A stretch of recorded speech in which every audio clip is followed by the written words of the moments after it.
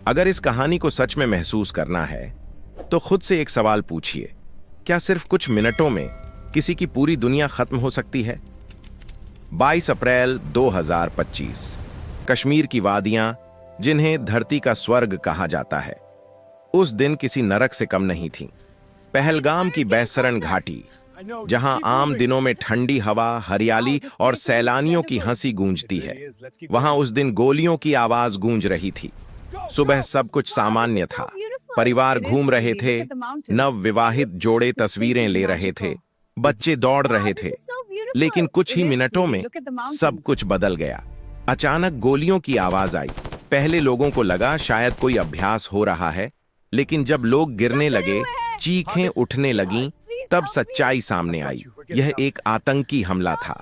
इस हमले में 26 निर्दोष पर्यटकों की जान चली गई। लेकिन आंकड़े सिर्फ संख्या बताते हैं, दर्द नहीं।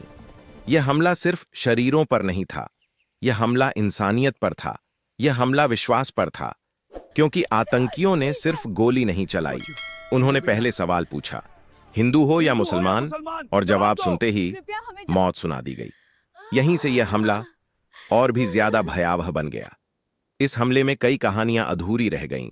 शुभम और ऐशन्या, 2 महीने पहले ही शादी हुई थी, नए सपने, नई शुरुआत। लेकिन उस दिन आतंकियों ने शुभम से वही सवाल पूछा, हिंदू हो या मुसलमान? जवाब सुनते ही गोली चला दी। ऐशन्या के सामने उसका सब कुछ खत्म हो गया। एक पल में उसका आज, उसका कल, उसका भविष्य सब छिन गया। इसी तरह विनय नरवाल, एक युवा लेफ्टिनेंट जिनकी शादी को सिर्फ 7 दिन हुए थे, वो अपनी पत्नी हिमांशी के साथ कश्मीर आए थे, शायद कुछ खूबसूरत यादें बनाने। लेकिन आतंकियों ने उन यादों को खून से रंग दिया। हिमांशी के सामने उनके पति को गोली मार दी गई। सोचिए, जिस इंसान के साथ जिंदगी बिताने का सपना देखा, वो आपके सामने, आपकी आंखों के सामने हमेशा के लिए चला जाए। इस हमले की सबसे क्रूर बात यह थी, यह सिर्फ हत्या नहीं थी, यह पहचान के आधार पर हत्या थी। धर्म पूछकर लोगों को चुन चुन कर मारा गया।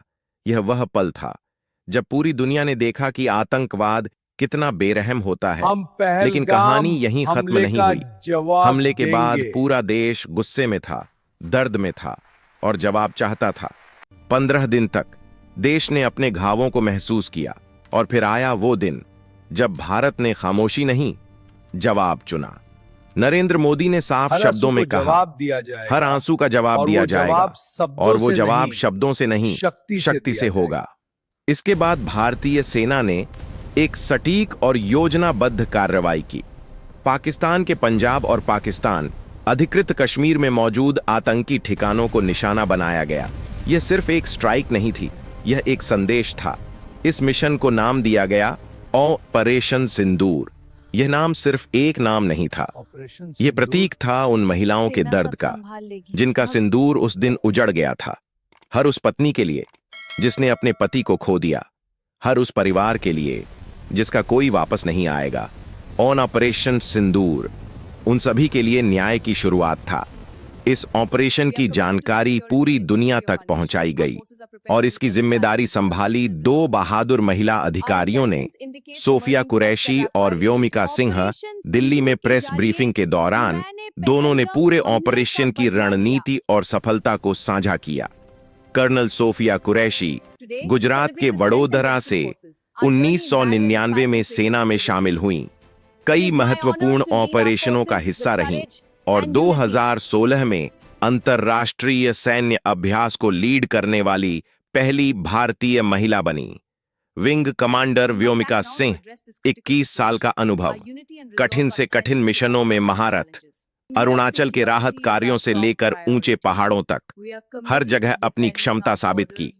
इन दोनों अधिकारियों ने सिर्फ जानकारी नहीं दी, उन्होंने यह दिखाया कि आज का भारत हर मोर्चे पर तैयार है। भारत की इस कार्रवाई के बाद दुनिया की नजरें इस पर टिकी थीं। कई बड़े देशों ने खुलकर भारत का समर्थन किया। अमेरिका ने इसे आतंकवाद के खिलाफ न्यायपूर्ण प्रतिक्रिया बताया। फ्रांस ने भारत की संप्रभुता का समर्थन किया। इजराइल ने कहा, आतंक कहीं भी छिपा हो, सुरक्षित नहीं रहेगा। जापान, यूएई और ऑस्ट्रेलिया ने भी भारत के आत्मरक्षा के अधिकार का समर्थन किया।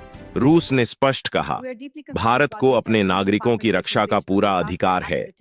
वहीं चीन ने संयम की बात की, लेकिन भारत की कार्रवाई की सीधी आलोचना नहीं की। यह संकेत था कि दुनिया समझ रही है, आतंक के खिलाफ खड़ा होना जरूरी है। लेकिन इस पूरी कहानी का सबसे बड़ा सच क्या है?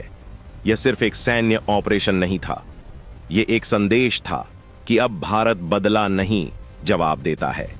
यह उन आंसुओं का जवाब था जो पहलगाम की घाटी में गिरे थे।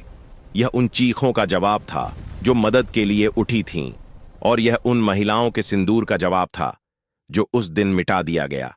आज ऑपरेशन सिंदूर सिर्फ एक नाम नहीं है, यह एक भावना है, एक चेतावनी है और एक वादा है। अगर हमला होगा तो जवाब भी होगा, और वह जवाब इतना मजबूत होगा कि दुनिया याद रखेगी। यह कहानी सिर्फ गोलियों की नहीं है, यह कहानी है दर्द की, न्याय की और उस देश की जो अपने लोगों के लिए खड़ा रहता है। इसका नाम है ऑपरेशन सिंदूर।